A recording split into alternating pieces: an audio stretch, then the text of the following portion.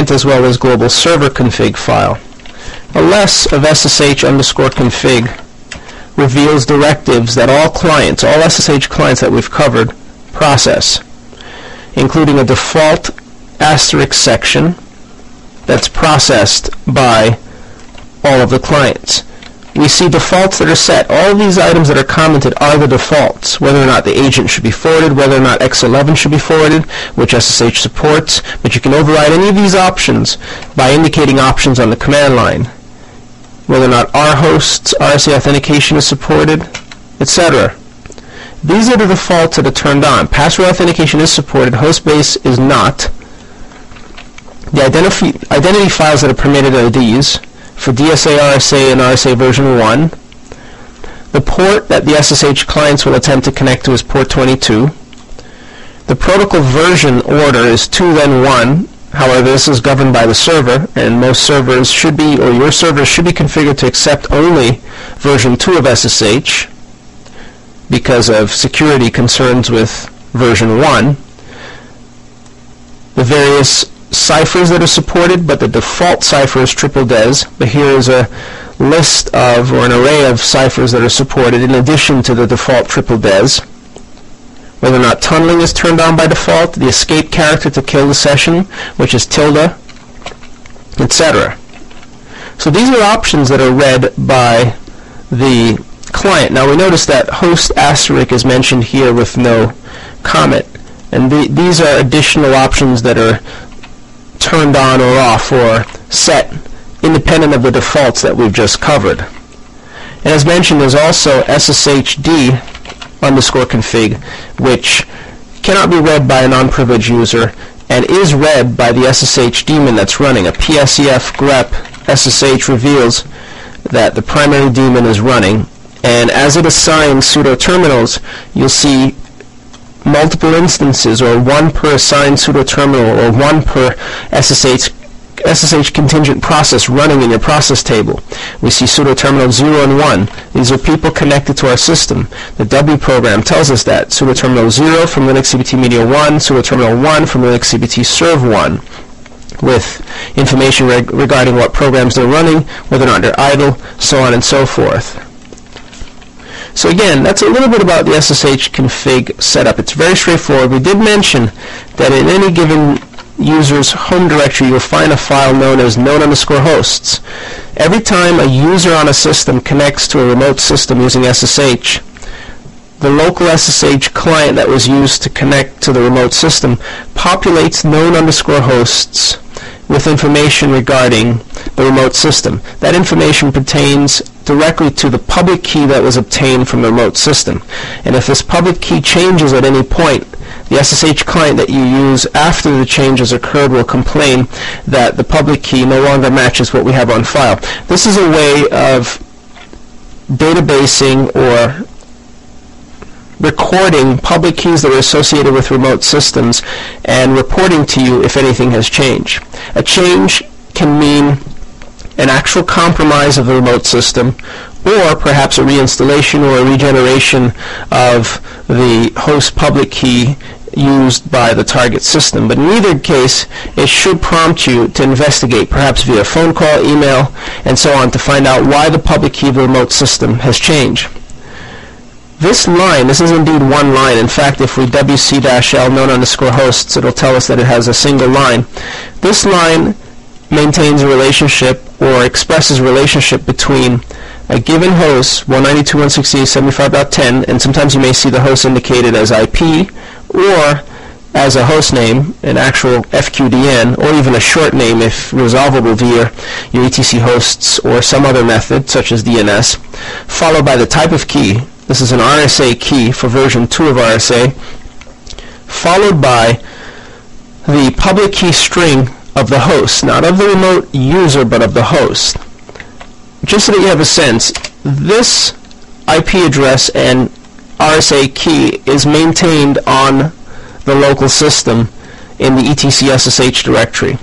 Let's find a way to look at that. We'll SUN, then navigate to etc SSH after we've authenticated.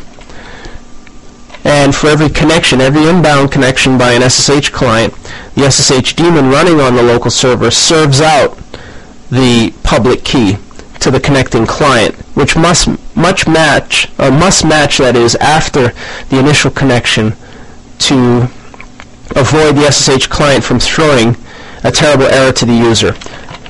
So again, in the etc SSH directory, we have multiple files including the primary daemon config, as well as DSA, RSA version 2, as well as RSA version 1 public and private keys.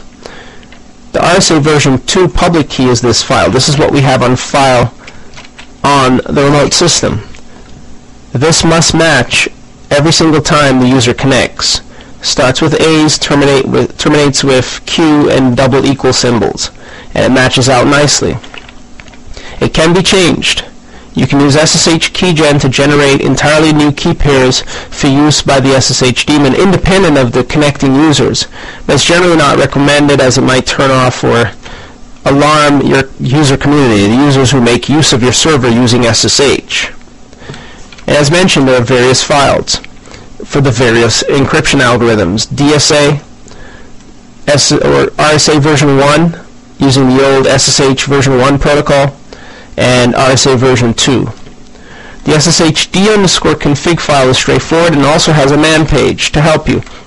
It includes options that are supported by the server, including the port to listen to, the protocol to support, of which we see 2 is the default, and only, that is, so it's the only protocol supported. So on your Red Hat Enterprise box, if you see 2,1 uncommented, either copy the line and remove 1, or remove (1) from the line to ensure that you're listening to 2 to increase security.